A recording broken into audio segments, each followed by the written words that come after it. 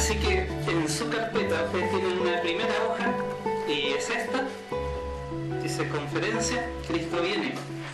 Y hay 4 películas elegimos aquí para hacer esta portada y son los 4 temas que vamos a ver en Tesalonicenses. Está ahí la conspiración del pánico, vamos a hablar en el día de mañana un poquitito de conspiraciones, está muy de moda ese término, es un término bíblico además, pero vamos a ver ese tema de las conspiraciones, vamos a ver la madre de las conspiraciones, ¿cuál es la conspiración por excelencia? Vamos a ver también el tema sobre el anticristo, hay una película que se llama La Profecía, donde la temática es de este niño Damien Thorne, si se acuerdan algunos, y que se convierte finalmente en el anticristo. En el fondo tenemos el 2012, el manoseado tema 2012, hay muchos escépticos y muchos crédulos, vamos a ver qué dice la Biblia y si puede haber alguna comparación entre las dos. Y dejados atrás es el tema que vamos a ver a continuación de esta introducción, que tiene que ver con el arrebatamiento de la iglesia. Hay mucha enseñanza, hay mucho escepticismo sobre el arrebatamiento antes de la tribulación y lo vamos a ver muy claramente en un video que vamos a mostrar, pero vamos a analizar la palabra del Señor. Entonces, vamos aquí donde tienen ese plan profético de los últimos tiempos. Debe ser la página 3, aunque no están numeradas las páginas. Pero allí vamos a comenzar. ¿Estamos listos? ¿Sí? ¿Con ánimo? Esperemos que el Señor, a través de la revisión de toda esta temática, podamos confirmar, ¿cierto?, en nuestro corazón la confianza en nuestro Señor. Hay un enredo ahí increíble de números y rayas para arriba, para abajo, flechas por aquí, por allá, pero no se preocupe, vamos a ir explicando lo más claramente posible lo que la Biblia dice en cuanto a esto. Fíjense que está Israel y la iglesia, la línea de en medio es una línea de tiempo. En nuestro caso ahí en la presentación, la línea amarilla es una línea de tiempo y van sucediendo cosas a medida que va pasando justamente ese tiempo del final. Y vamos a recorrer esa línea hay números ahí y algunos títulos y abajo hay rayitas para que ustedes pongan los versículos que vamos a ir indicando. Desde muchos años atrás el Señor eligió una nación que se llama o llegó a llamarse la nación o el pueblo de Israel. Conocemos a Israel, ¿cierto? Como el Señor comienza con ellos llamando a un hombre llamado, valga la redundancia, Abraham. Abraham tiene 3 hijos y de esos 3 hijos, el último, uno de los nietos de él, Jacob, llegó a llamarse Israel, quien tuvo 12 hijos que se multiplicaron y formaron esta nación, un pueblo especial, un pueblo elegido por Dios, un pueblo que tiene en la Escritura una trayectoria de eventos que son distintos a otro grupo que también tenemos ahí, con una flecha hacia arriba, lleva otro camino, que se llama la Iglesia de Cristo, que nace un poquitito después de la muerte del Señor Jesucristo ahí en la cruz, nace en el tiempo de Pentecostés, cuando el Espíritu Santo desciende y obra ahí en la formación de la iglesia, ahí en Hechos capítulo 2. Estos dos grupos son muy distintos en la Biblia y tienen distintos planes de parte de Dios en cuanto a lo que viene en el futuro. Por eso es muy importante que nosotros podamos entender eso en primer lugar. Lo vamos a mostrar un poquitito más adelante también en otra presentación. Vamos a ver, número 1, vamos por el número 1. Fíjense dónde estamos ahí. Vamos a poner en el número 1 la primera venida de Cristo. La primera venida de Cristo. Se llama primera venida, la Biblia no lo menciona con ese título porque hay una segunda venida y esa sí la menciona la Escritura. La primera venida del Señor Jesucristo fue en una forma distinta a la que va a ocurrir en la segunda venida. Vamos a anotar allí, apuntar en el número 1, Gálatas capítulo 4. Gálatas capítulo 4, versículo 4. Gálatas 4:4, ponemos ahí en la línea donde dice primera venida. Venida de Cristo en humildad para entregarse en sacrificio por nuestros pecados. Esa fue la primera venida. Vino como un hombre común y corriente, pero muy especial. Gálatas 4:4 dice la palabra: pero cuando vino el cumplimiento del tiempo, Dios envió a su Hijo, nacido de mujer y nacido bajo la ley. Tenemos el Antiguo Testamento y su desarrollo. Llegó un tiempo en que ya no hubo más profeta ni más profecía, un tiempo de silencio entre el Antiguo y el Nuevo Testamento. Y en ese periodo llegó, ¿cierto?, el Imperio Romano a establecer el control del mundo conocido en ese entonces. Y dentro de ese contexto, dijo el Señor: llegó el tiempo en que envíe a mi Hijo.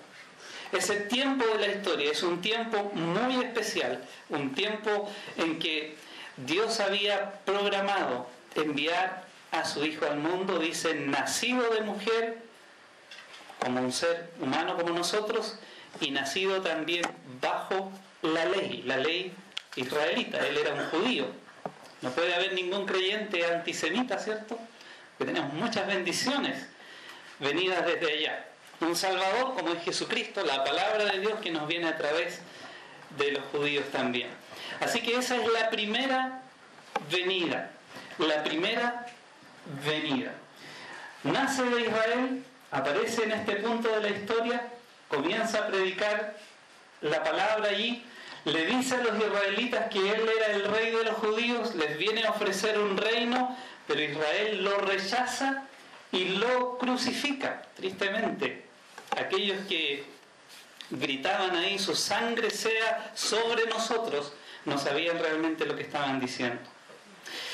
Pero después, como hemos visto, tenemos la iglesia, que nace, como dije antes, en el día de Pentecostés, porque la iglesia no es una nación, la iglesia es un grupo de hombres y mujeres renacidas, salvadas, convertidas y todos esos términos que tenemos nosotros para hablar de cristianos o creyentes.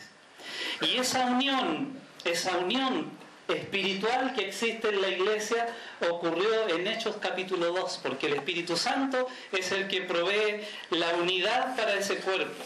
Efesios dice que debemos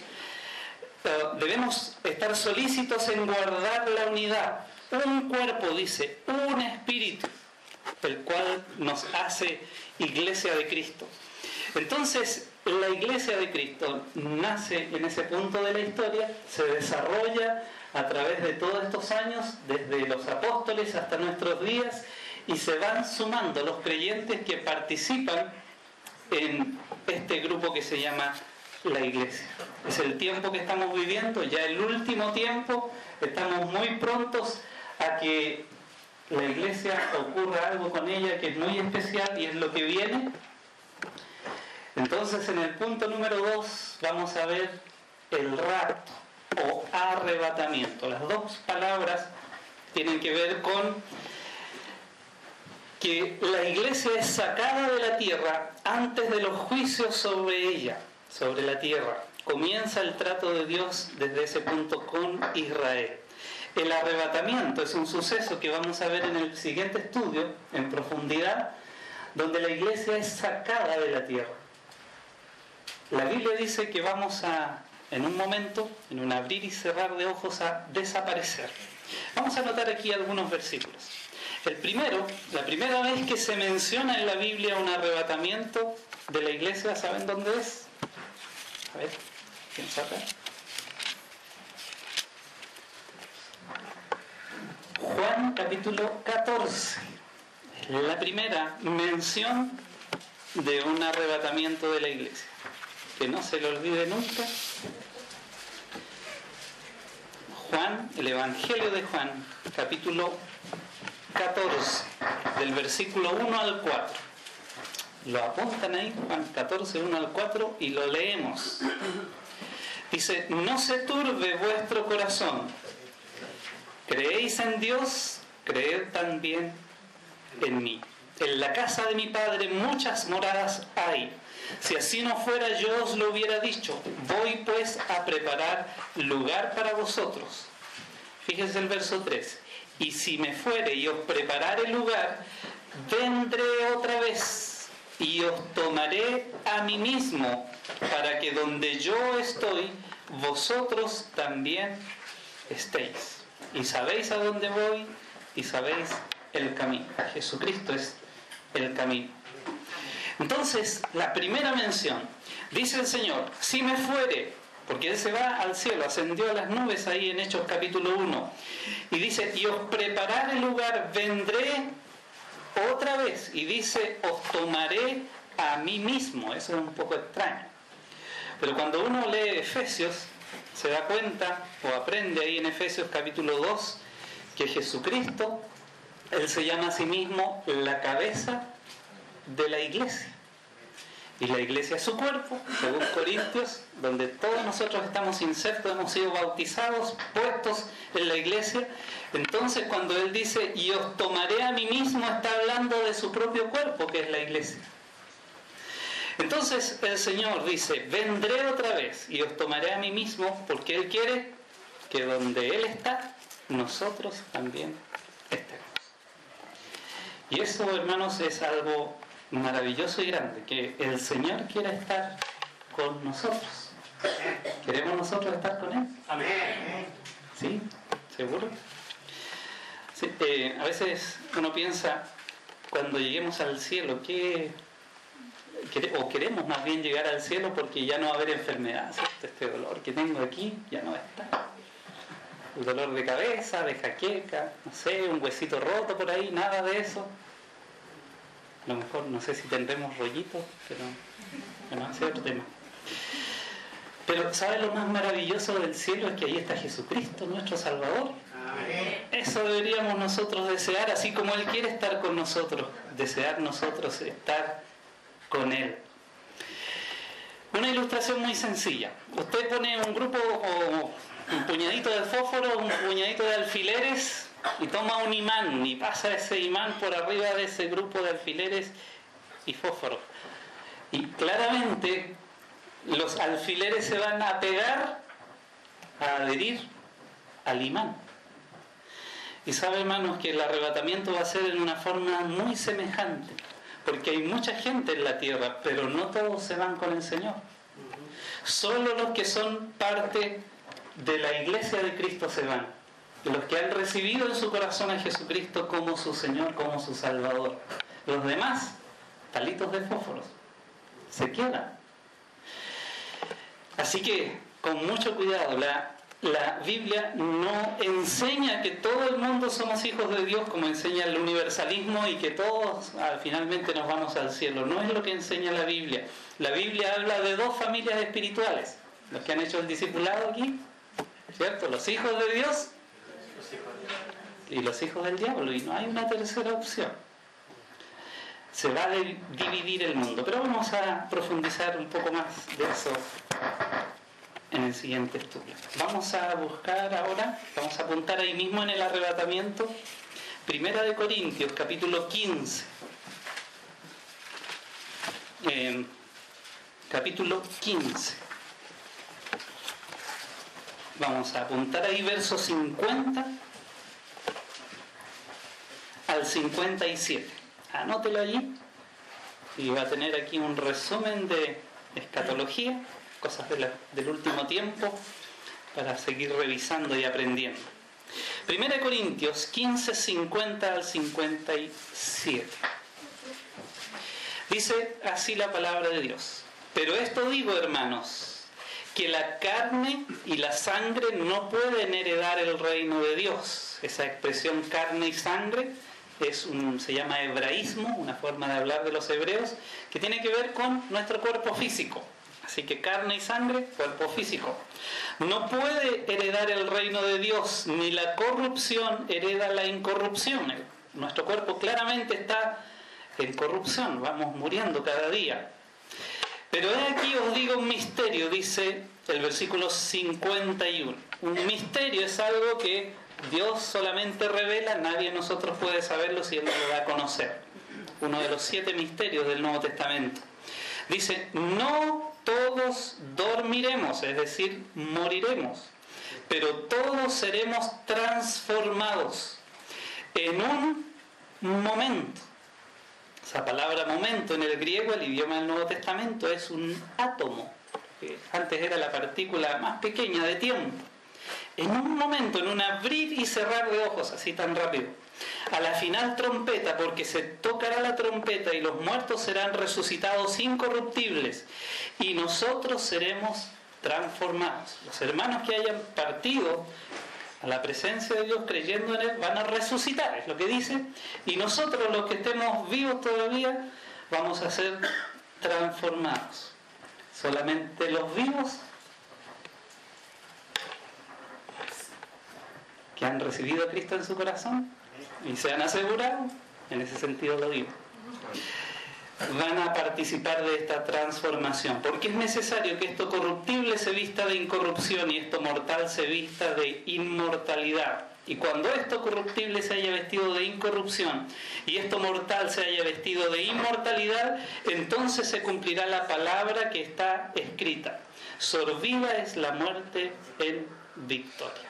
Es decir, la victoria de nuestro Señor Jesucristo absorbe la muerte como uno toma un sorbo de agua. Eso es sorber. ¿Dónde está, dice el 55, oh muerte, tu aguijón? ¿Dónde, oh sepulcro, tu victoria? Ya que el aguijón de la muerte es el pecado y el poder del pecado la ley. Más gracias sean dadas a Dios, que nos da la victoria por medio de nuestro Señor Jesucristo. Lindo, precioso versículo. Si usted lo saca del pancito de vida, más gracias sean dadas a Dios que nos da la victoria, usted va a aplicar ese versículo a cualquier cosa de su vida, a cualquier desafío. Así que no es muy bueno el pancito de vida, la verdad. Yo digo que es como el horóscopo de los evangélicos. A ver, ¿qué me dice hoy día? Isaac.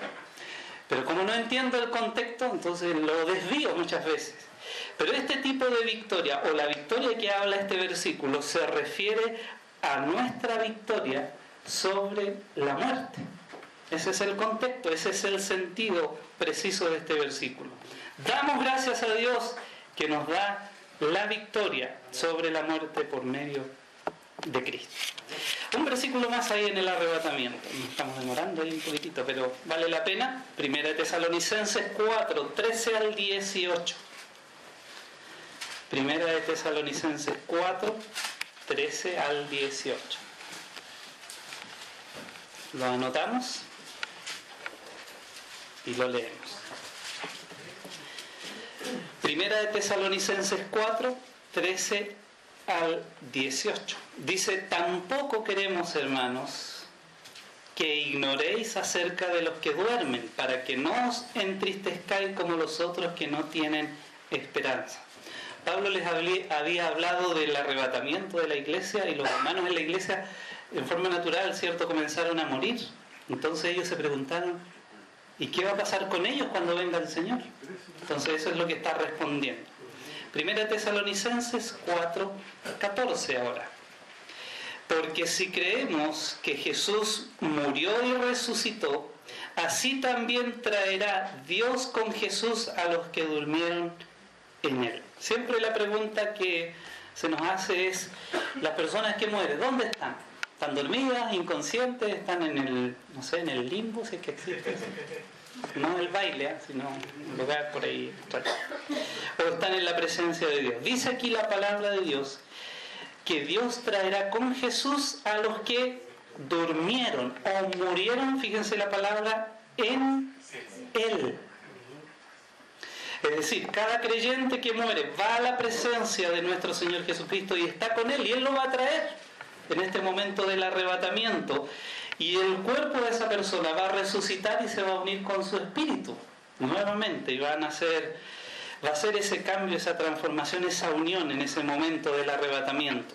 Dice: por lo cual os decimos esto en palabra del Señor. Fíjense, palabra del Señor, subrayenlo. No son palabras de hombre, no son inventos de teólogos, sino que es la palabra del Señor. Dice que nosotros que vivimos, que habremos quedado hasta la venida del Señor, no precederemos a los que durmieron. Es decir, no vamos a ir adelante que ellos, los que han muerto creyendo en Él. Porque el Señor mismo, con voz de mando, con voz de arcángel y con trompeta de Dios, descenderá del cielo, y los muertos en Cristo resucitarán primero. Quiero hacer énfasis en esta expresión, los muertos en Cristo. Como vimos en el 14, los que durmieron en Él, 2 veces, fíjense. En este arrebatamiento no participa ningún santo ni creyente del Antiguo Testamento. Ellos permanecen ahí hasta la segunda venida, y es su resurrección. Aquí solamente resucitan los que durmieron en Él, los que están en Cristo. Le digo algo, todos los santos del Antiguo Testamento ni saben quién es Cristo. No lo conocieron en su vida. Murieron creyendo en Dios. Y así murieron por esa fe y no sabían nada de Jesucristo hasta que vino Jesucristo. Así que la expresión en Él, en Cristo, se refiere solamente a los santos que llamamos de ese periodo la Iglesia. En el libro de Efesios, en Filipenses, muchas veces dice que estamos en Él, en Cristo, muchas veces, hablando de la posición en que se encuentra la Iglesia. Por eso es que nosotros somos el cuerpo de Cristo, porque estamos en Él. ¿Se da cuenta?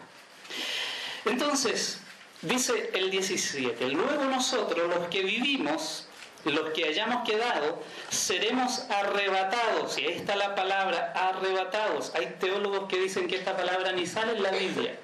No sé qué Biblia están leyendo, pero aquí lo dice muy claro. Arrebatados juntamente con ellos. Los hermanos que murieron en Cristo y los que están vivos van a ser arrebatados juntamente en las nubes para recibir al Señor en el aire. Fíjense, el encuentro es en la tierra, en el monte de Sinaí. Por eso, digamos que esta es la esfera del cielo, la esfera de la tierra.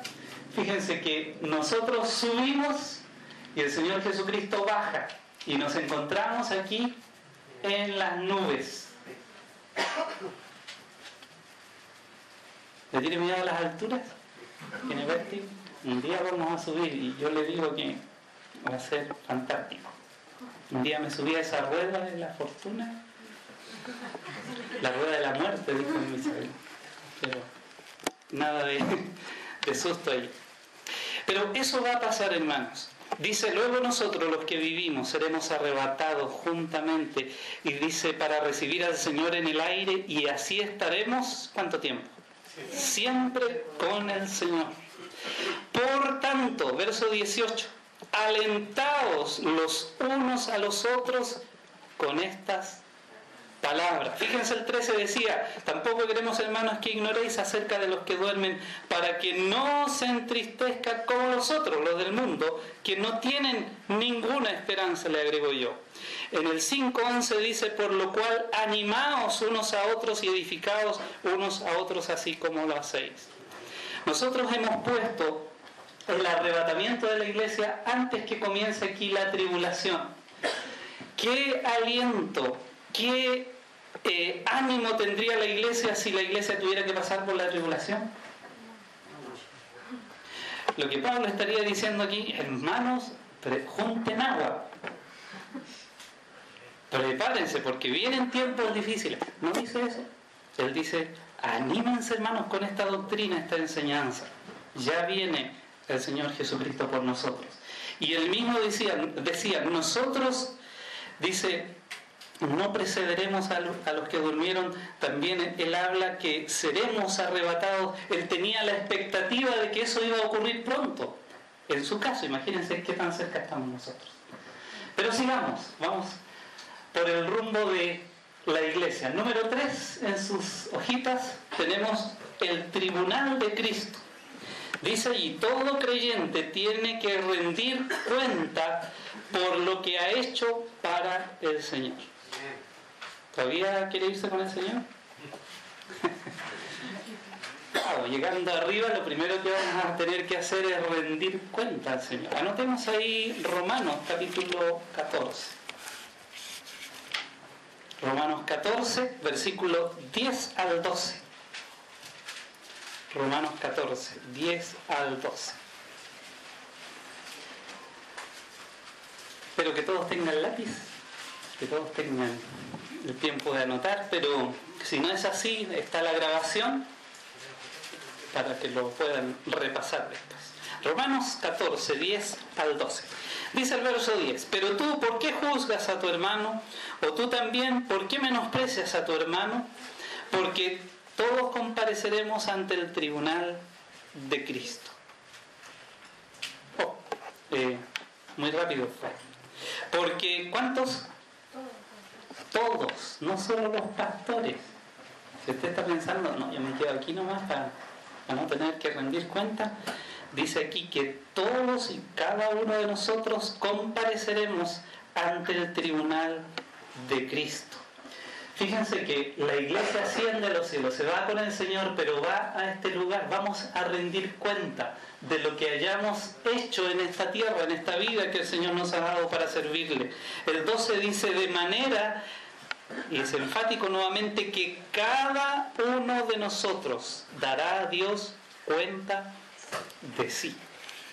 Cada uno de nosotros. Imagínense, solito delante del Señor. Y vamos revisando las cosas que hicimos. Si es que hicimos. Anotemos ahí, 1 Corintios capítulo 3.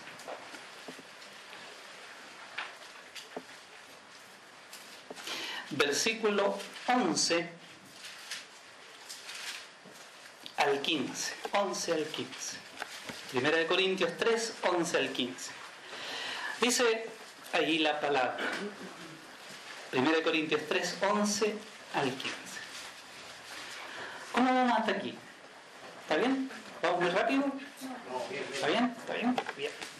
No quiero que apurarme con la hora, yo por eso le decía, no voy a abusar de ustedes, pero tratamos de ir con calma. Dice aquí la palabra: porque nadie puede poner otro fundamento que el que está puesto, el cual es Jesucristo. Ese fundamento es claro, se puso en la iglesia al principio, apóstoles y profetas pusieron el fundamento, pero después hay otro paso. Y si sobre este fundamento, verso 12, alguno edificare oro, plata, piedras preciosas, madera, heno, hojarasca, la obra, fíjense, la obra de cada uno nuevamente se hará manifiesta. Ese fundamento que es Cristo, que está puesto en nuestro corazón, sobre él debemos edificar. Y algunos, fíjense, lo hacen con oro, plata y piedras preciosas, pero otros lo hacen con madera, heno, que es la paja, y hojarasca, cascaritas. Así que hay dos tipos de materiales para sobreedificar. ¿Y qué va a pasar con esos materiales? Porque el día, dice en el 13, la obra de cada uno será manifiesta, dada a conocer. ¿Significa eso? Porque el día la declarará, pues por el fuego será revelada. Y la obra de cada uno, cual sea, el fuego la probará. Será por eso que Apocalipsis 1 habla del Señor Jesucristo y dice que sus ojos eran como llama de fuego. Él traspasa, puede mirar, evaluar nuestro trabajo, nuestro servicio al Señor. Por eso, hermanos, algunos dicen que no, la profecía es puro discurso nomás, de posición y cosas, no tiene nada de práctico. Pero ¿sabe? La profecía es muy práctica. Porque si usted entiende que uno de estos días va a aparecer el Señor para llevarnos a su presencia, sepa que va a tener que rendir cuentas al Señor. Así que ánimo, para trabajar todavía queda tiempo. Todavía queda tiempo. Para trabajar, para servir al Señor en lo que sea. No espere tener un cargo, un puesto, un ministerio. Usted puede servir al Señor de múltiples maneras sin tener ni un título, ni un cargo, ni un puesto. Entonces, anotemos allí también, 2 Corintios 5, versículo 10. Estamos en el tribunal de Cristo, número 3, versículo 10. 2 Corintios 5, 10.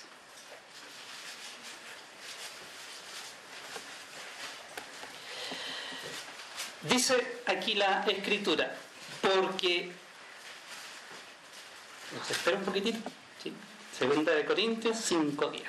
Porque es necesario que todos nosotros comparezcamos ante el tribunal de Cristo para que cada uno, fíjese que nos repite muchas veces, cada uno reciba según lo que haya hecho mientras estaba en el cuerpo, sea bueno o sea malo. Wow, aquí se pone más difícil la cosa. Cada uno va a recibir galardón del Señor por las cosas buenas que hizo. Entonces, es muy importante que sirvamos al Señor, que trabajemos con el Señor con un espíritu generoso, no para que nos vean, no para hacer competencia, que el yo dirijo mejor o canto mejor que el otro hermano. Si lo hacemos en esas condiciones, va a ser malo. No vamos a recibir recompensa por eso. Fíjense, no lo busquen, pero en Apocalipsis 4 dice que los ancianos, las personas que están ahí, ofrendan sus coronas a los pies del Señor. Y esas coronas son los premios, los galardones que el Señor da a cada uno de nosotros por servirle. Imagínense llegar al cielo y no tener que entregarle al Señor. ¿Usted ha ido a un cumpleaños sin regalo?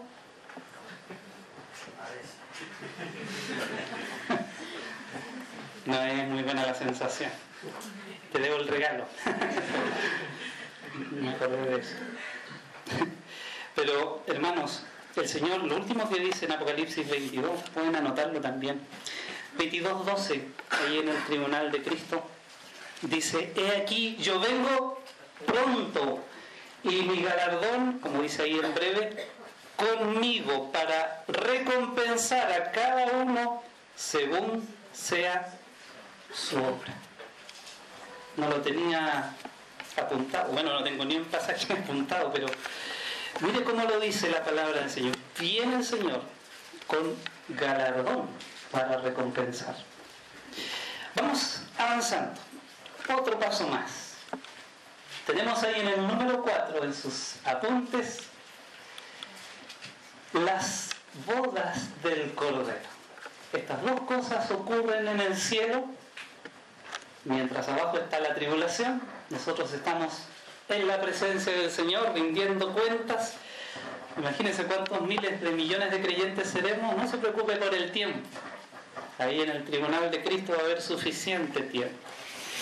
Pero vamos a ver ahora las bodas del Cordero. Apuntemos ahí, Efesios, capítulo 5.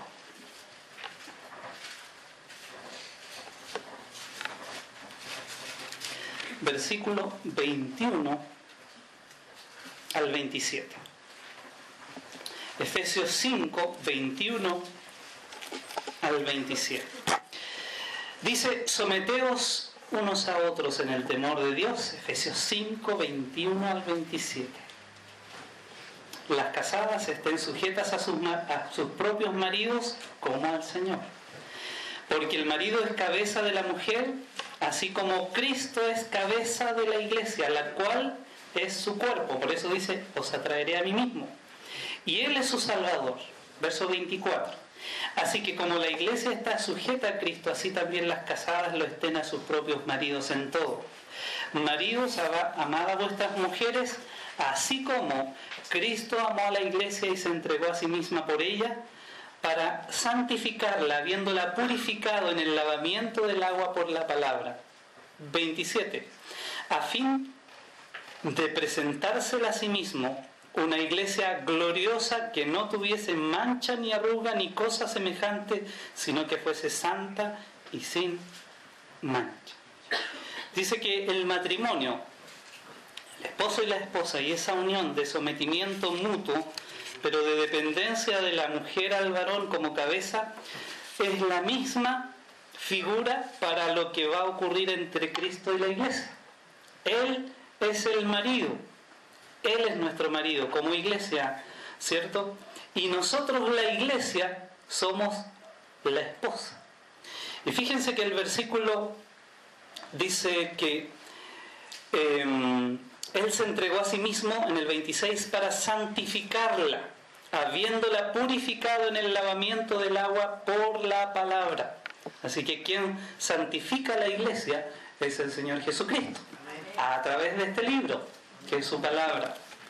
Y dice el 27, a fin de presentársela, Él se la presenta a sí mismo, una iglesia gloriosa, que no tuviese mancha, ni arruga, ni cosa semejante, sino que fuese santa y sin mancha. Es decir, quien le compra el vestido a la novia es el novio. No sé cómo fue. No fue así. Ustedes arreglan ahí. Pues. Él es el que la viste de santidad. Nosotros no podemos santificarnos a nosotros mismos. Sí, no debemos exponernos a la inmundicia del mundo, pero quien nos limpia, hermanos, es nuestro Señor Jesucristo. Anotemos ahora ahí 19 de Apocalipsis, Apocalipsis 19, versículo 7 al 9. Apocalipsis 19, 7 al 9. Entonces, lo segundo que ocurre en el cielo es las bodas del Cordero. Dice 19, 7 al 9, Apocalipsis. Gocémonos y alegrémonos y démosle gloria porque han llegado las bodas del Cordero y su esposa se ha preparado. Y a ella se le ha concedido que se vista de lino fino. La palabra lino es una tela, lo más blanco que había en ese tiempo era el lino fino. Dice limpio y resplandeciente. Porque, esto es importante, el lino fino, ¿qué cosa es? Las acciones justas de los santos. Fíjense la correspondencia que tienen el 3 y el 4. Después del tribunal, cuando surgen las buenas obras que hemos hecho, esas obras sirven para vestir a esta esposa. Dice, se le ha concedido que se vista de lino fino y resplandeciente, y ese lino fino es las acciones justas de los santos. Y el ángel me dijo, escribe, bienaventurados, felices, los que son llamados a la cena de las bodas del Cordero. Y me dijo, estas cosas son fantasías, mitos, estas son palabras verdaderas de Dios. Así que hermanos, esta es la enseñanza bíblica, la fiesta de bodas de Cristo con su iglesia en el cielo. El Señor Jesucristo tiene una sola esposa y se llama la iglesia. La iglesia. Todos los santos, desde Hechos capítulo 2 hasta el presente, conforman un solo grupo que se llama la iglesia. El Señor no tiene un harem de bautistas, centros bíblicos, otras, una sola esposa. Así que fíjense el verso 11. Entonces vi el cielo abierto y aquí un caballo blanco, la segunda venida de Cristo. Es lo que sigue a continuación en secuencia. Nosotros vamos a ir ahí a la letra A. Fíjense, ahí subió la letra A, ¿la vieron? Ubíquenla en sus apuntes. Ahí justito después de la flecha del arrebatamiento de la iglesia hay una letra A. Al final, por ahí vamos a ver una letra B. Son dos paréntesis que quiero que pongan mucha atención, porque esto ha confundido un poquitito a muchas personas. Cuando vemos una secuencia de eventos como la que tenemos ahí, uno piensa así bien cuadradito. Termina esto, empieza lo otro. Muere Cristo, comienza la iglesia. El rapto, comienza la tribulación. Termina la tribulación, el reino. Pero en la Biblia no es exactamente así. Eso vamos a aclarar muy rápidamente. En su apunte dice paréntesis. El paréntesis A. Es un lapso indefinido de tiempo, fíjense, entre el rapto y el comienzo de la tribulación. Voy a adelantar ahí un poquitito solamente para que vean que en el número 5 viene la tribulación. Entre el arrebatamiento o rapto los dos términos son similares aquí, y el comienzo de la tribulación, que son 7 años, eso es muy claro en la Escritura. Hay un paréntesis de tiempo que lo hemos ahí numerado con la letra A. Entonces, esa letra A es un lapso de tiempo entre el rapto y el comienzo de la tribulación. Siempre se pensó y se nos enseñó que la iglesia es arrebatada y por allá aparece el anticristo y comienza la tribulación. Podría ser, pero la Biblia no enseña eso. Y además es difícil que eso ocurra, porque imagínense, el caos que va a haber en el mundo social va a ser terriblemente espantoso. Miles de personas desaparecidas por todo el mundo. Vamos a ver en el segundo tema. No se vayan antes, porque hay videos y cosas muy interesantes. Pero va a haber un caos social tal que va a ser el escenario perfecto para que surja un líder que ponga en orden la cosa.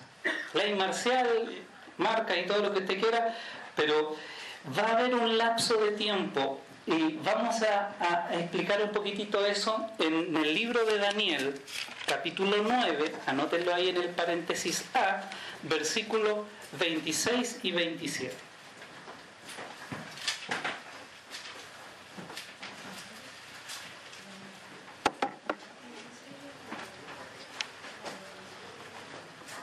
Daniel 9, 27.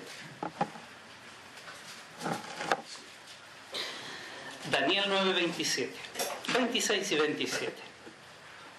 Dice el verso 26: después de las 62 semanas, cuando se cumple ese tiempo, se quitará la vida al Mesías, mas no por sí.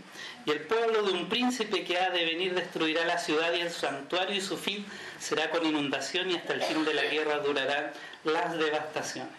Aquí es un tema de 70 semanas, no es nuestro tema ahora, pero dice: y por otra semana confirmará el pacto con muchos. Daniel 9, 27. Y a la mitad de la semana hará cesar el sacrificio. Por eso tenemos ahí dividido en dos la tribulación. Después, dice, con la muchedumbre de las abominaciones vendrá el desolador hasta que venga la consumación y lo que está determinado se derrame sobre el desolador. Dice, por otra semana confirmará el pacto. Es decir, el periodo siguiente, y que es la tribulación, comienza, según lo que dice este texto, con la confirmación de un pacto. Porque ahí comienza a correr los 7 últimos años, que son la tribulación. Recién con esa firma es que se empieza a contar lo que es tribulación. Es decir, la tribulación no comienza con el arrebatamiento de la iglesia el otro día, sino hasta que llegue el anticristo al poder, tenga las Naciones Unidas y todo el mundo bajo su control y la autoridad militar para establecer paz en Israel.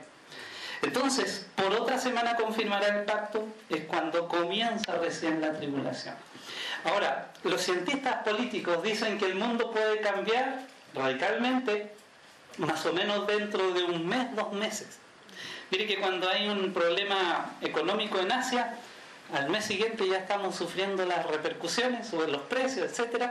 Así que eso puede durar. ¿Cuánto tiempo? No lo sabemos. Pueden ser meses, puede ser un año, yo creo que no más que eso, pero no es automático, así como bien cuadradito una cosa tras otra. Así que ojo con ese paréntesis. Un lapso va a haber entre las dos cosas.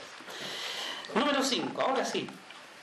Avanzamos ahí, ya lo tienen ustedes, el número 5, ahí a la mitad, se llama la tribulación. La tribulación es, como pusimos ahí, un tiempo de juicios terribles sobre toda la humanidad pecadora. Si usted cree en la sana doctrina, no puede pensar que la iglesia pasa por la tribulación porque no hay juicio para nosotros. ¿Sí o no? Su Biblia dice en Romanos 5 que ninguna condenación hay para los que están en Cristo. Entonces, si creemos a la doctrina, la iglesia no debe estar aquí en la tribulación. No porque nosotros lo digamos, sino porque la doctrina de la palabra. Vamos a notar ahí, hay montones de pasajes aún en el Antiguo Testamento, pero vamos a notar algunos más claves. Mateo capítulo 24, apunten en tribulación. Mateo 24, versículo 4 hasta el versículo 29. Mateo 24, 4 al 29. No vamos a leer todo, obviamente, pero dice el verso 9. Dice, entonces, Mateo 24, 9, os entregarán a tribulación y os matarán y seréis aborrecidos de todas las gentes por causa de mi nombre. Mateo 24, 9. Bueno, el contexto está hablando a los israelitas, ¿cierto? Porque, miren lo que dice más adelante, muchos tropezarán y se entregarán unos a otros y unos a otros se aborrecerán y muchos falsos profetas se levantarán y engañarán a muchos y por haberse multiplicado la maldad el amor de muchos se enfriará, mas el que perseverare hasta el fin, este será salvo. No la salvación del alma, sino de la persecución. ¿Por qué? Porque dice, lo explica un poco más adelante. Dice, y será predicado este evangelio del reino en todo el mundo para testimonio a todas las naciones y entonces vendrá el fin. Miren que el celo misionero no se va a llevar a cabo con la iglesia de predicar el evangelio en todo el mundo, sino en la tribulación. Y lo van a hacer los 144.000, no la iglesia. Todo lo contrario, la iglesia está en un periodo de decadencia y de apostasía. Por tanto, dice el 15, cuando veáis en el lugar santo a la abominación desoladora de la que habló el profeta Daniel, así que le está hablando a judíos, cuando vean en su templo al anticristo, es lo que está diciendo, entonces los que estén en Judea huyan a los montes. El gran error que cometen muchos hermanos es creer que aquí se habla de la iglesia y se habla de Israel, los que están en Judea. Nosotros no estamos en Judea, estamos en todo el mundo, pero los que están en Judea son los judíos, valga la redundancia, y el templo donde se sienta la abominación desoladora está ahí también. Dice el 17, el que esté en la azotea no descienda para tomar algo de su casa, y el que esté en el campo no vuelva atrás para tomar su capa. 19, más hay de las que estén encintas y las que críen en aquellos días. Orad pues que vuestra huida, porque hay una persecución contra los judíos, no sea en invierno ni en días de reposo, porque los judíos son los que guardan el día de reposo. Así que queda muy, muy claro. Porque habrá, 21, entonces gran tribulación. La tribulación es todo este periodo, pero la gran tribulación es esta segunda mitad, porque aquí en la mitad de la tribulación, como leímos en Daniel, el anticristo se manifiesta con todo lo satánico que es para destruir a Jerusalén y sentarse en el templo de Dios para hacerse él el mismo Dios. Lo vamos a ver eso mañana. El último versículo que citamos, el 29, dice, e inmediatamente después de la tribulación, ahí está la palabra, de aquellos días el sol se oscurecerá, y el 30 dice que es la aparición del Hijo del Hombre, la segunda venida. No hay duda en esa cronología de eventos. Bien, anoten ahí en tribulación también Apocalipsis capítulo 6 al capítulo 19. ¿Lo leemos?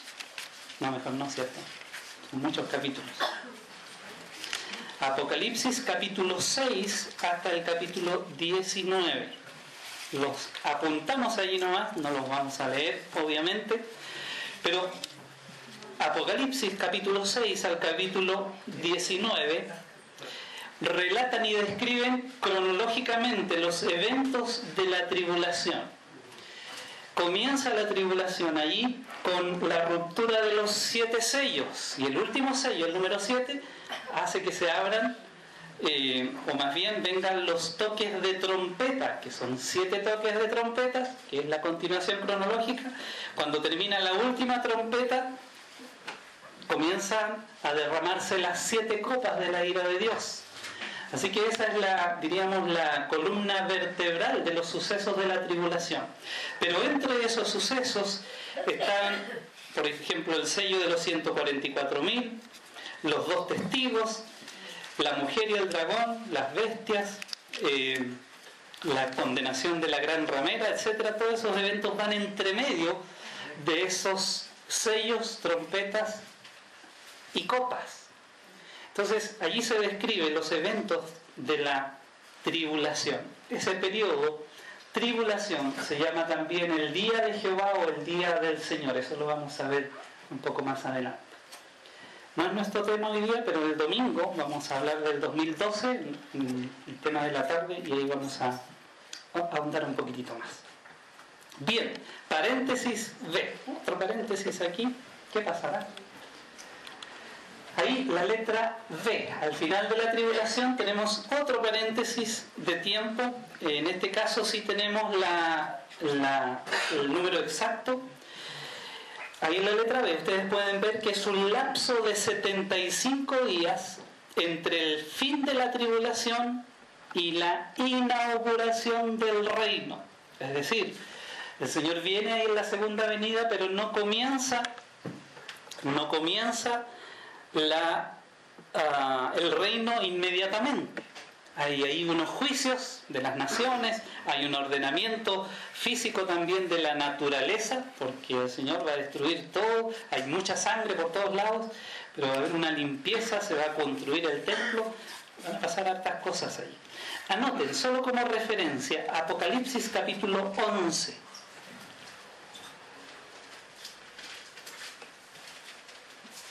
Versículo 1 y 2. Póngalo entre paréntesis porque no es el texto que explica los 75 días, pero sí hace referencia a algo que vamos a ver.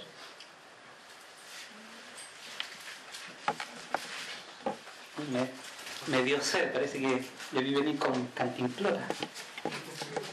Bueno, dice Apocalipsis 11:1. Entonces me fue dada una caña semejante a una vara de medir y se me dijo: levántate y mira el templo de Dios y el altar y a los que adoran en él.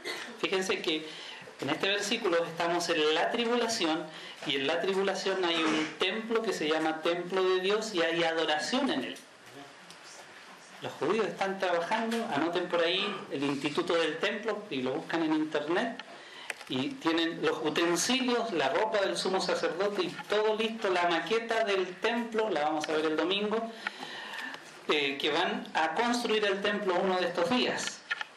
Así que hay templo, hay altar y adoradores en él. El verso 2 dice: pero el patio que está fuera del templo déjalo aparte y no lo midas.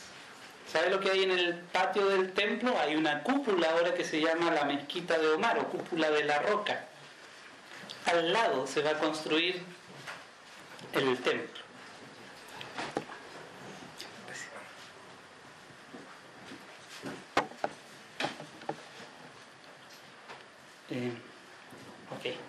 Harta agua.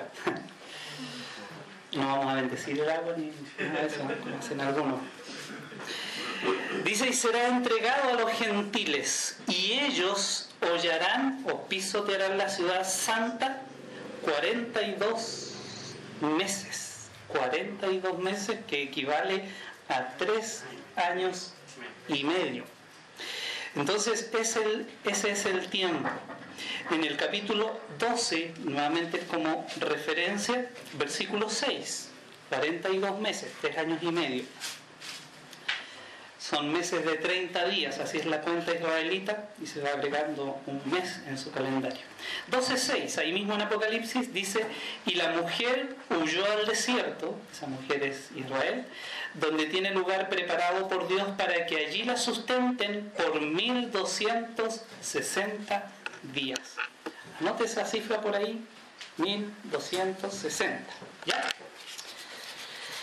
Ahora, apunte además en ese lapso, ahora sí, Daniel,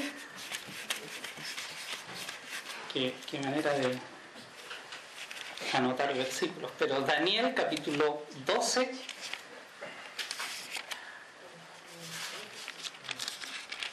espero que no se cansen de esto, pero vale la pena verlo. Daniel capítulo 12, versículo 11 al 13. 11 al 13. Y aquí vamos a tener la respuesta. Daniel 12, 11 al 13. Miren, este paréntesis aquí de 75 días no es un tema así tan importante para nosotros, pero es palabra de Dios y ahí vale la pena sondearlo, analizarlo. Pero vamos a leer aquí la palabra de Dios. Daniel 12, 11 al 13 dice: y desde el tiempo que sea quitado el continuo sacrificio hasta la abominación desoladora habrá 1290 días. Fíjense, desde que se quita el continuo sacrificio, eso es la mitad de la tribulación. Si contamos de allí, dice habrá 1290 días. 12 dice: bienaventurado el que espere y llegue a 1335. 1335 días. Y tú irás, se le dice a Daniel, hasta el fin y reposarás y te levantarás, vas a resucitar para recibir tu heredad al fin de los días. Así que si usted le resta 1260 días a los 1335 que el bienaventurado va a llegar al verso 12, le da una diferencia de 75 días. ¿Por lo menos le da la cuenta? Sí, espero que sí. ¿Sí? 75 días. Entonces, comienza el reino y vemos ahí que Daniel se levanta para recibir la heredad, porque él va a recibir la tierra que le corresponde según su tribu, según el lugar donde habita. Así como Josué, ¿se acuerdan?, repartió la tierra a las tribus de Israel. Así Jesús va a repartir la tierra de Israel a los judíos en ese tiempo. Así que ahí, para que lo piense, 75 días de paréntesis. Como digo, no es algo para dedicarle tanto tiempo. Cuando estemos allí seguramente vamos a saber de qué se trata con mucha claridad. Así que sigamos adelante. Número 6. Número 6. Tenemos aquí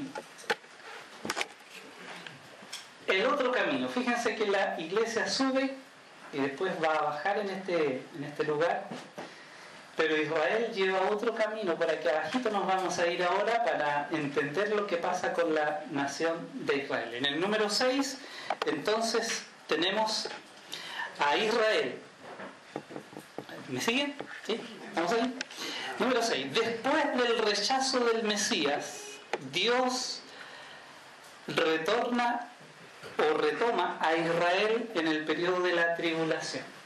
Israel, cuando crucifica al Señor Jesucristo, su Mesías, y con él rechaza el reino que el Señor Jesucristo vino a ofrecerles. Si leen Mateo, el reino aparece por todos lados, pero ellos rechazaron el reino y rechazaron al rey y lo crucifican. Entonces Israel para abajo, y el Señor comienza otro plan con este grupo que se llama la iglesia. ¿Qué pasa con Israel? Ahí ustedes ya tienen que Israel queda en este periodo de la iglesia endurecido. Mientras la iglesia empieza a crecer, a desarrollarse, a extenderse por el mundo, Israel, por la dureza de su corazón, queda en ese lugar. Vamos a apuntar ahí Romanos capítulo 11. Romanos capítulo 11.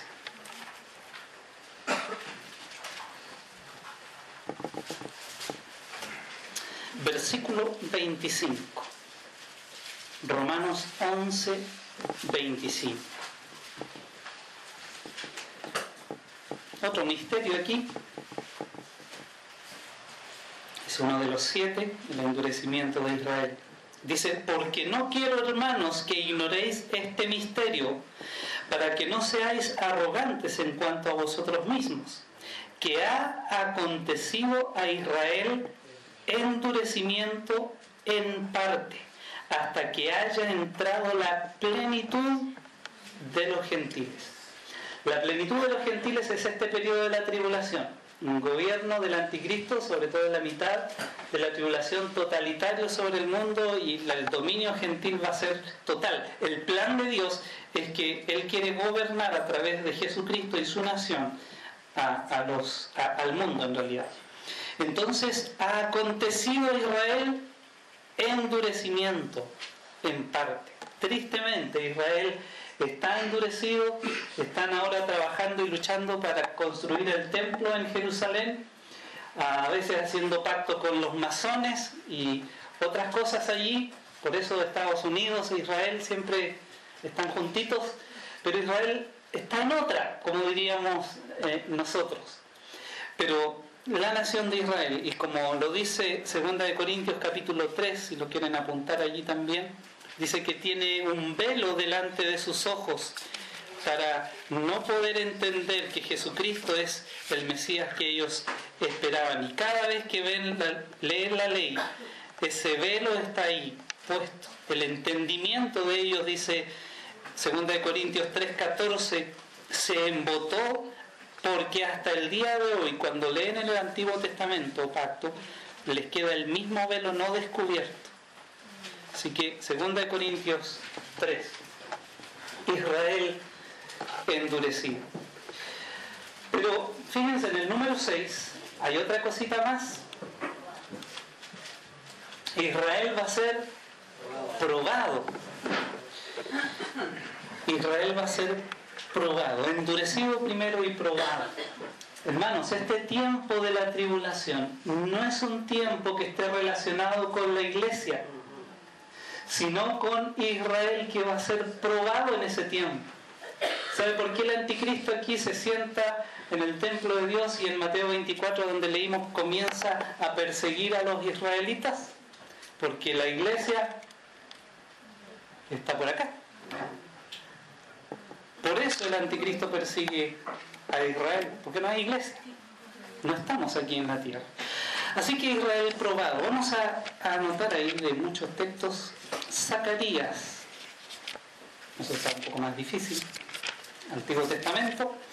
Zacarías capítulo 13, versículos 7 al 9. Zacarías 13, 7 al 9. Lo apuntan allí, Israel probado. El Señor los va a apretar allí hasta el último minuto cuando ellos clamen al Señor. 13, versículos 7 al 9.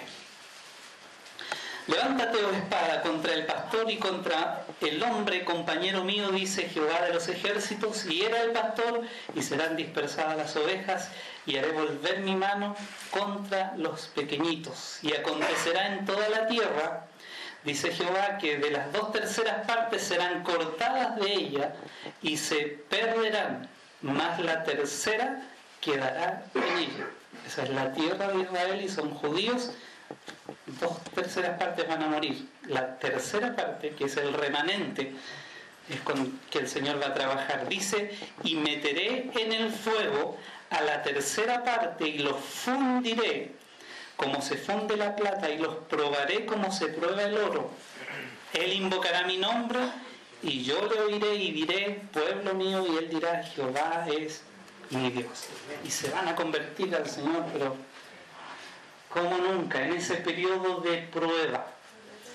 El domingo vamos a estar hablando en la escuela dominical de los sitios de Jerusalén, y vamos a ver justamente este periodo de prueba, principalmente aquí, justamente al final de la tribulación. Va a ser tremendo, no se lo pierdan, por favor. Entonces Israel probado en la tribulación, para después ser restaurado. Y vamos a dejar el restaurado ahí un ratito cuando veamos el reino. Sigamos un poquitito más adelante. Vamos a ir al número 7. ¿Qué pasa ahí? Es la segunda venida de Cristo. ¿Sabe usted? La iglesia nos creemos mucho, pero la primera venida estaba relacionada con Israel. Y la segunda venida, ¿adivinen con quién está relacionada? Con Israel. en la primera venida. El Señor, como ya hemos dicho, vino a ofrecer al reino a Israel. Ellos lo rechazaron. En la segunda venida, Él viene ya como rey. Y ese remanente, ese tercio que hemos leído ahí, esa tercera parte, lo va a recibir como rey. Y después que viene el rey, comienza aquí el reino de ese rey, porque Él viene a la tierra. Aquí viene a las nubes, nadie lo ve, se lleva a la iglesia, pero aquí todo ojo le verá. Y va a descender a la tierra y va a poner su pie ahí sobre el monte y se va a partir en dos. Ya que estamos ahí en Zacarías, anoten ahí en la segunda venida, Zacarías 14. Zacarías 14. La venida o segunda venida de Cristo. La venida de Cristo con poder y gran gloria. Entonces tenemos allí que la segunda venida de Cristo es en poder y gran gloria.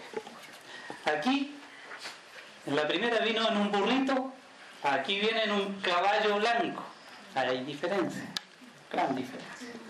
Dice Zacarías 14, del 1, vamos a leer hasta el 4, 1 al 4. He aquí, el día de Jehová viene y en medio de ti serán repartidos tus despojos, porque yo reuniré a todas las naciones para combatir contra Jerusalén. Ese es el tiempo de la prueba. Reuniré a las naciones, la batalla de Armagedón que se habla por ahí.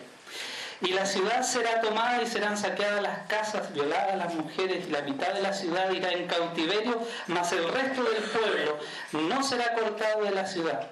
Después saldrá Jehová y peleará con aquellas naciones como peleó en el día de la batalla. Y se afirmarán sus pies en aquel día sobre el monte de los olivos, que está enfrente de Jerusalén al oriente, y el monte de los olivos se partirá por en medio, hacia el oriente, hacia el occidente, haciendo un valle muy grande. Y la mitad del monte se apartará hacia el norte y la otra mitad hacia el sur. Esa es la segunda venida de Cristo. Pone su pie sobre ese monte de los olivos que está frente a Jerusalén y será el momento de la segunda venida. Anoten allí también Mateo 24. Mateo 24. Versículo 29 al 31. Mateo 24, 29 al 31. ¿Está alcanzado ya? Qué bueno.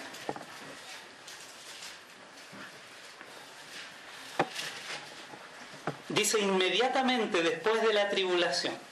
Y queda muy claro que al final de la tribulación es la segunda venida. Dice, la tribulación de aquellos días, el sol se oscurecerá, la luna no dará su resplandor y las estrellas caerán del cielo. No dice que caen sobre la tierra, por favor. Imagínense, una estrella es miles de millones de kilómetros más grande, pero caen.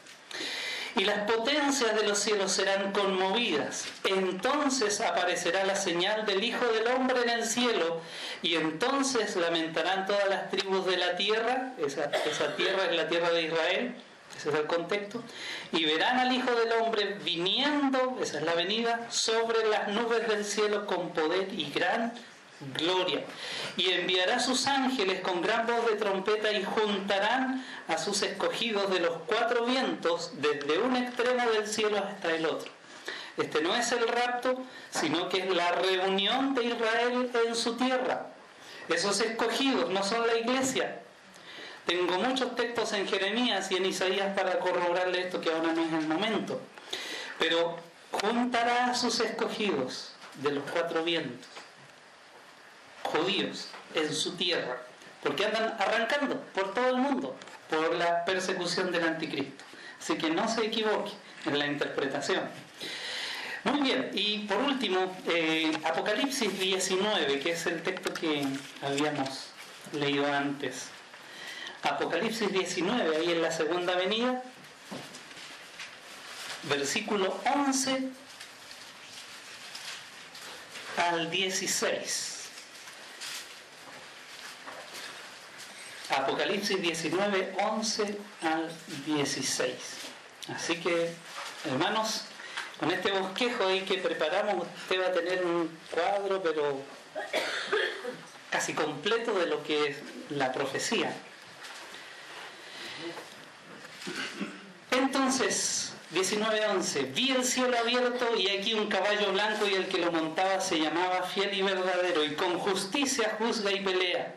Sus ojos eran como llama de fuego y había en su cabeza muchas diademas y tenía un nombre escrito que ninguno conocía sino él mismo. Estaba vestido de una ropa teñida en sangre y su nombre es el Verbo de Dios. Y los ejércitos celestiales vestidos de lino finísimo. ¿Quiénes se vestían de lino finísimo? La iglesia. Sí, lo dice el verso 9. Esos somos nosotros que venimos después de las bodas del Cordero, venimos con el Señor.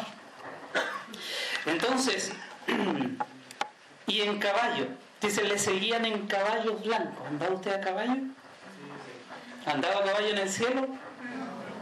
Difícil. En el carrusel a lo mejor, pero esto va a ser espectacular. 15, de su boca sale una espada aguda para herir con ella a las naciones que se reunieron para batallar contra Jerusalén. Y él las regirá con vara de hierro. Y él pisa el lagar, que es un lugar del vino del furor y de la ira del Dios Todopoderoso. Y en su vestidura y en su muslo tiene escrito este nombre: Rey de Reyes y Señor de Señores. Ahí tienen ustedes la segunda venida de Cristo. Tremendo. El Señor viene para liberar a ese pueblo que está en la prueba ahí, para rescatarlos. Vamos adelante. Tienen esperanza. Vamos en el número 8, son 10. El reino milenial es lo que sigue a continuación. En el número 8 tenemos ese reino. Viene el Rey de Reyes y Señor de Señores. Hace unos juicios ahí, resucitan los santos del Antiguo Testamento, pasan muchas cosas aquí y comienza ese reino de 1000 años. Un reino, como dice, Cristo reina sobre la tierra cumpliendo sus pactos con Israel. Viene a establecer su reino. Ya no viene a ofrecerlo, Él viene a instaurarlo. Y va a eliminar a todos sus enemigos y va a dejar solamente creyentes en ese reino. Anoten ahí, Apocalipsis, capítulo 20, ahí mismo estamos. ¿Bendición? No, abajito de pactos con Israel, reino milenial, solamente para tener la referencia al milenio. Ya vamos a ver bendición, tierra, reino y regeneración. Apocalipsis 20, del 1, vamos a anotar ahí, al 7. Allí se mencionan este reino que va a durar 1000 años. Algunos dicen, ¿cómo puede ser el reino de Dios eterno si va a durar 1000 años? Algunos teólogos, fuera con el reino, aquí nomás, la segunda venida es al final y ahí comienza la eternidad y listo. Bueno, si tenemos tiempo vamos a explicar un poquitito eso. Hay un pasaje que lo deja pero clarísimo. Lo encontré hace poco, siempre estoy aprendiendo. El reino es ese periodo de 1000 años. En este pasaje del capítulo 20 aparece 5 veces la palabra milenio para que los que son difíciles de cabeza, como algunos teólogos incluso, que son amilenaristas, les quede claro. 5 veces dice 1000 años, 1000 años, milenio. En esa época el Señor va a cumplir con los pactos que hizo a Israel. Un pacto de bendición. ¿Se acuerdan? A Abraham le dijo, serán benditas en ti todas las naciones de la tierra. Anoten ahí Génesis 12. Así nomás, Génesis 12 sin versículos. Ustedes ya lo pueden después leer y cotejar. Dice, haré de ti una nación grande y te bendeciré y engrandeceré tu nombre. ¿Se acuerdan? Le dijo a Abraham, sale afuera y cuenta las estrellas. ¿Las pudo contar? ¿Habrían menos en el tiempo de Abraham? Seguramente más, ¿cierto? Porque se han ido apagando algunas, convirtiéndose en agujeros negros. No las pudo contar. ¿Cuándo Israel ha sido tan grande en número de hombres o de habitantes? Ahora son como 7 millones. se puede contar. Los censos lo establecen. Pero va a haber un momento en que el Señor los va a engrandecer y va a bendecir a través de ellos a toda la familia de la tierra, pero en el reino milenial. Después tenemos la tierra. Ahí vamos a anotar Génesis capítulo 15, versículo 18 al 21. Ahí sí que anotamos las citas más precisas. Génesis 15, 18 al 21. Saben que los únicos en el mundo, en la historia, Génesis 15, 18 al 21, los únicos en la historia que tienen una escritura pública de su territorio son los israelitas. Hoy día están apretujados ahí en un pedacito de tierra. Miren lo que el Señor les ha ofrecido. El 18 del capítulo 15 dice: en aquel día hizo Jehová un pacto con Abraham diciendo: a tu descendencia daré esta tierra desde el río de Egipto. ¿Cuál es ese río? Nilo. Hasta el río grande, el río Éufrates. ¿Dónde es eso? Irak, por allá en el otro extremo. Imagínense, tremendo territorio. Y el Señor les ofreció ese territorio. Nunca Israel lo ha ocupado en su totalidad. El que más extendió la frontera fue David, pero el territorio de Israel corresponde desde el río Nilo hasta el río Éufrates, ahí donde nadaba Saddam Hussein, ¿se acuerdan? Todo ese territorio. Ahí dice, pero es un desierto. Cuando veamos la restauración vamos a ver que no va a ser desierto. Así que, fíjense, este libro es eterno. Así que es una escritura que vale lo que vale. Muy bien, después dice que Él le ofreció el reino. Vamos a anotar ahí, 2 de Samuel, capítulo 7. 2 de Samuel 7, el Señor Jesucristo le hace una promesa, nada menos que a David, el gran rey David, pacto de Dios con David. 2 de Samuel 7, versículos 12 al 14, anoten. 12 al 14. Ese reino, ese reinado tiene que ver aquí. Eso debería decir, reinado. Bueno, siempre se puede corregir. 2 de Samuel 7, 12 al 14. Dice: y cuando tus días sean cumplidos y duermas con tus padres, yo levantaré después de ti a uno de tu linaje, le dice a David, el cual procederá de tus entrañas, y afirmaré su reino. Un reino firme, dice, va a levantar Jehová en relación a Israel, y un descendiente. Afirmaré. Y él edificará casa a mi nombre, y afirmaré para siempre el trono de su reino. Por eso aquí el Señor Jesucristo va a levantar un templo, y Él se va a sentar en ese templo y va a reinar. Por eso cuando Él vino aquí, e Israel lo rechazó, Él dijo: vuestra casa os es dejada desierta. Y el Señor ya no habita más en templos hechos humanos, porque comienza la iglesia. La iglesia es el templo espiritual donde habita Dios. Por eso no tenemos templo en Jerusalén, porque Dios, el Señor, habita en todo creyente, en la iglesia, no en templos hechos por manos humanas, dice Hechos 17. Así que en el reino nuevamente hay templo. Desde aquí se desarmó el templo el año 70 como juicio, y acá tenemos templo otra vez, porque el Señor física y realmente va a estar ahí en Jerusalén reinando. Edificará casa, y yo le seré, verso 14, a él por padre, porque es el Hijo de Dios, y él me será a mi hijo. Y si hiciere mal, eso ya corresponde a Salomón y los descendientes naturales. Pero hasta ahí termina esa promesa. Un reinado eterno. Regeneración es parte de ese reino.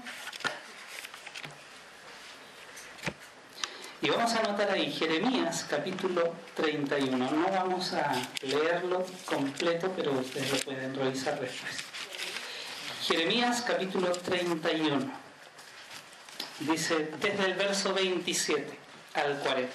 No lo vamos a leer ahí, pero es el pacto de la regeneración, esa transformación del corazón de Israel. Vienen días en que haré nuevo pacto con la casa de Israel y con la casa de Judá. Norte y sur se unen nuevamente y nunca más son dos, sino uno. Ese nuevo pacto es la regeneración del corazón de Israel. Así que todo eso ocurre en el reino milenial. Jeremías 31, 27 al 40. Ahí lo encuentro. Y Jeremías 31, 27 al 40, el nuevo pacto. Esa regeneración, en el caso de la iglesia, ya la estamos viviendo. El Señor dice en Tito 1:7, nos lavó por la transformación de la regeneración. Nos ha lavado, nos ha limpiado. Un último respiro, ya falta poco. Tenemos el número 9. Ahí hay en sus apuntes se ve con más claridad lo que conocemos como el juicio del trono blanco. Este es el juicio final y definitivo sobre los incrédulos, solo los incrédulos. Anoten allí Apocalipsis capítulo 20, versículo 11 al 15. Ahí está el juicio final. Un trono blanco y el que estaba sentado en él, de delante del cual huyeron la tierra y el cielo y ningún lugar se encontró para ellos. Apocalipsis 20, 11 al 15. Y vi a los muertos grandes y pequeños de pie ante Dios, y los libros fueron abiertos, y otro libro fue abierto, el cual es el libro de la vida. Y fueron juzgados los muertos, no los vivos, por las cosas que estaban escritas en los libros, según sus obras. Va a haber un grado de castigo dependiendo de las obras que hayan hecho las personas. Dios es justo, su justicia va a ser medida. Y el mar, dice, entregó los muertos que había en él, y la muerte y el Hades entregaron los muertos que había en ellos, y fueron juzgados cada uno, como en el caso nuestro, en el tribunal arriba, cada uno según sus obras. Y la muerte y el Hades fueron lanzados al lago de fuego. Esta es la muerte segunda. Y el que no se halló inscrito en el libro de la vida fue lanzado al lago de fuego. Por eso, hermanos, es importante. Y lo más importante de la vida es asegurarnos que nuestro nombre está escrito en ese libro. Si no, condenación. Hebreos 9:27 está establecido para los hombres que mueran una vez y después el juicio. En primera instancia, todos condenados. Hebreos 9:27. En primera instancia, todos condenados. Pero en este juicio, según sus obras, se ve el grado de castigo. Fíjense, se parece mucho a nuestras leyes. Ciertamente no son justas. Y por último, el estado eterno. Así que respire profundo, ya terminamos aquí con el estado eterno o la vida eterna como le conocemos. Y aquí viene la creación de los cielos nuevos y tierra nueva. Y anote Apocalipsis capítulo 21. Apocalipsis capítulo 21 y 22:5. Hasta ahí llega todo ese pasaje. Apocalipsis 21 hasta el 22:5. Creación de cielos nuevos, tierra nueva. Dice 21:1, vi un cielo nuevo y una tierra nueva, porque el primer cielo y la primera tierra pasaron y el mar ya no existía más. Una nueva creación, porque el actual, todo el universo está en caos, se está destruyendo a sí mismo, la naturaleza está decayendo y todo esto fuera totalmente de control porque ha sido afectado por el pecado. Maldita será, dijo el Señor, la tierra por tu causa. Entonces el Señor va a destruir todo esto para hacer algo completamente nuevo. Si nosotros vamos a vivir eternamente, necesitamos un universo, una tierra, si es que va a ser una tierra así redonda como la vemos, no, yo no sé cómo va a ser, pero necesitamos un lugar eterno donde vivir también. Así que esa es la esperanza. Y Pedro lo dijo, que los cielos que ahora existen pasarán con gran estruendo y los elementos ardiendo serán deshechos y la tierra y las obras que en ellas hay serán quemadas. Segunda de Pedro 3:10, anótenlo allí también. Segunda de Pedro 3:10. Noto que lo están buscando. Muy bien, vamos a leerlo bien directamente. Dice, pero el día del Señor vendrá como ladrón en la noche, en el cual los cielos pasarán con grande estruendo. Segunda de Pedro 3:10. Y los elementos, mira que aquí es una explosión, diríamos, atómica, de átomos en cadena que va a destruir absolutamente todo. Tremendo. Serán deshechos esos elementos ardiendo, y la tierra y las obras que en ella hay serán quemadas. Miren el 11 nomás. Puesto que todas estas cosas han de ser deshechas, las casas, los anillos de oro, la ropa, los autos. Dice, ¿cómo no debéis vosotros andar en santa y piadosa manera de vivir? ¿Se da cuenta que la profecía es práctica? Si realmente creemos que el Señor va a hacer esto, debemos andar en santidad. Que hay una destrucción total para hacer algo completamente nuevo.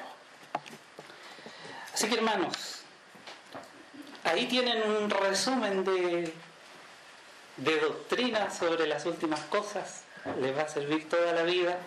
Este esquema, mire, yo enseño en el Instituto Bíblico más o menos unos 15 años. Y sabe que me apoderé de todos los ramos de profecía. Me toca enseñar Daniel, Apocalipsis, los libros profetas menores. Este año pasado tomé Isaías y Jeremías, enseño Daniel y Apocalipsis, Ezequiel, todos esos libros. Este bosquejo que tienen ahí, no digo que sea inspirado, pero está muy cerca. No. Lo que quiero decir es que ha sido, hermanos, probado por años. Yo he leído todo lo que ustedes se imaginen, posiciones de todo tipo. Y este plan del Señor, como lo tenemos ahí, no es perfecto. Tiene a lo mejor sus detalles, porque con el tiempo lo vamos siempre revisando y asegurándonos que sea de acuerdo a la Escritura. Yo no tengo en mi bosquejo aquí ninguna cita. Todo lo que ustedes acaban de recibir está en mi corazón por mucho tiempo. Y les animo, hermanos, a conservar la palabra de Dios en su corazón. Ustedes pueden no ser una máquina repetidora, memorizadora, pero si ustedes tienen estas cosas en su corazón, van a tener certeza de lo que es la verdad. Hoy día en los documentales, y vamos a revisar algunos, se ve y se dicen montones de cosas. En los púlpitos, en la radio, en internet, otro montón de cosas. Pero si uno no tiene este libro en su corazón, se va a confundir. Por eso les animo, hermanos. El texto que dice abajo, no sé si lo ubican, pero dice, porque no hará nada Jehová el Señor sin que revele su secreto a sus siervos, los profetas. Dios quiere que usted y yo sepamos cuáles son sus planes. Cuando usted tiene un amigo, usted le cuenta a él sus planes, le confidencia cosas íntimas. Lo mismo ha hecho el Señor con nosotros. Miren, en esta próxima imagen es para hacer referencia nomás. Tenemos dos líneas para repasar un poquitito. Tenemos ahí Israel es endurecido, sube ahí en la tribulación, nuevamente el Señor trata con ellos, pasan al reino, se saltan el juicio del trono blanco porque los salvos aquí siguen al estado eterno. La iglesia tiene este otro rumbo, rapto, tribunal y bodas. Bajamos con el Señor en la segunda venida, participamos en ese reino, nos saltamos el juicio para pasar al estado eterno. Uno de los mayores problemas que tienen los intérpretes bíblicos que hierran en la interpretación de la profecía es no hacer diferencia entre Iglesia e Israel. Usted haga esa prueba con todo lo que escuche y vea si el expositor está haciendo una diferencia. Si no hace diferencia entre estos dos puntos, va a poner el arrebatamiento al medio, al final, va a decir que no hay milenio, o va a poner la segunda venida del Señor aquí al final del tiempo. Un enredo de posturas que vamos a ver un poco más adelante. Si no se hace distinción entre estos dos, diríamos entidades, nos vamos a confundir. Lo segundo es que leamos la Escritura literalmente. Para hacer coincidir una segunda venida ahí hay que espiritualizar la Biblia. Para poner un rapto por aquí o el arrebatamiento al final hay que espiritualizar la Escritura. Y eso no se hace. Eso ha confundido mucho a muchas personas. Así que, hermanos, les animo. Nada hará Jehová el Señor sin que revele su secreto a sus siervos, los profetas. Lo dice Amós capítulo 3, versículo 7.